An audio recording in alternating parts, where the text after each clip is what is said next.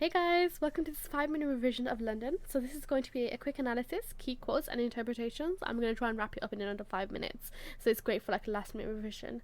Okay, we're going to jump straight in. So as always, it has a very similar structure to the actual full-length version. So if you have a bit more time, make sure you pause every screen, like have a read through it. But if not, I'm going to highlight like the key parts for you.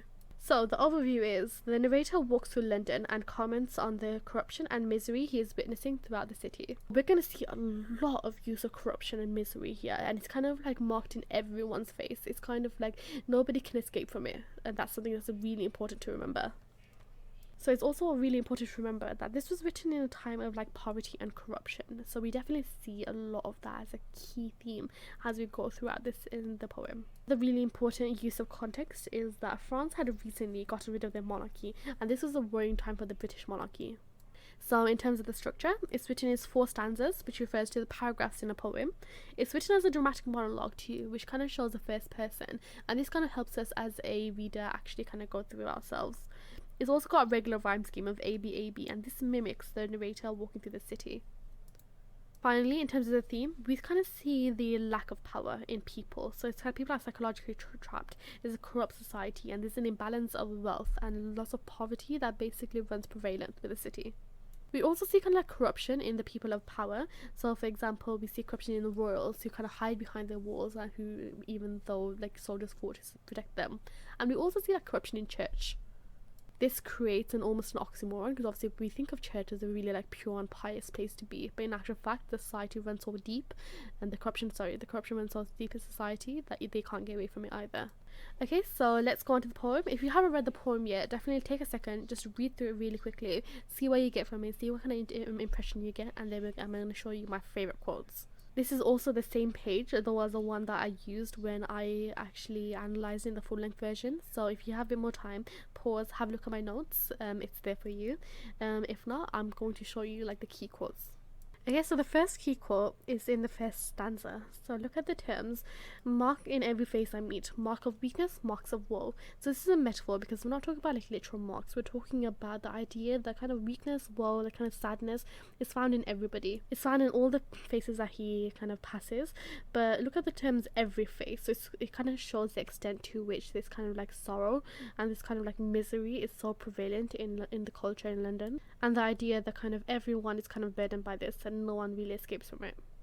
This is again shown through the second stanza: in every cry, in every infant's cry, in every voice. So again, the use of repetition here further demonstrates the extent to which, and the fact that again no one is free from this. A really important point is also like mind forged manacles. So this here is use of alliteration and metaphor. So mind forged kind of suggests that it's made up, whereas manacles refer to the chains. So it's almost like this kind of like misery that they are facing. It's almost like not only just made up in their head, but it's almost like they're kind of like psychologically trapped. And then Blake is almost suggesting that there is a possibility that they can get out of this if they really thought about it and really wanted to.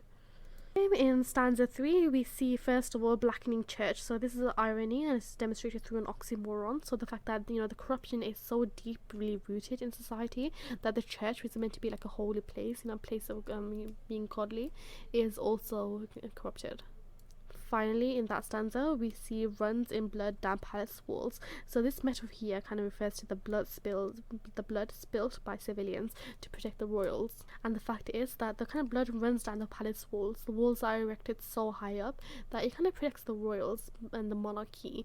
But in actual fact, what's happening is that they're kind of blind to society crumbling around them. The final really important quote I would say is youthful harlot's curse blasting the newborn infants. So first of all, the use of harlots kind of show like the state that society is in, that they kind of have to resort to that kind of work to make an income, but also that the curses are blasting the ears of the newborn infants. We think of newborns and we think of them being so pure and so fresh out of the womb, fresh to life, but in actual fact, as soon as they come out of the womb, they're already being corrupted. So guys, that was a super quick overview of the poem. These are basically my favorite quotes. You kind of have to think of the idea that society is so corrupt, so weak, so miserable, and nobody really escapes from it.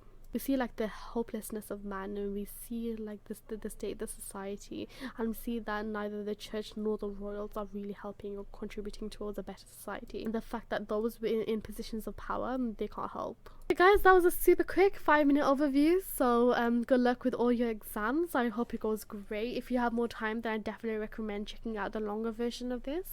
So yeah, I'll speak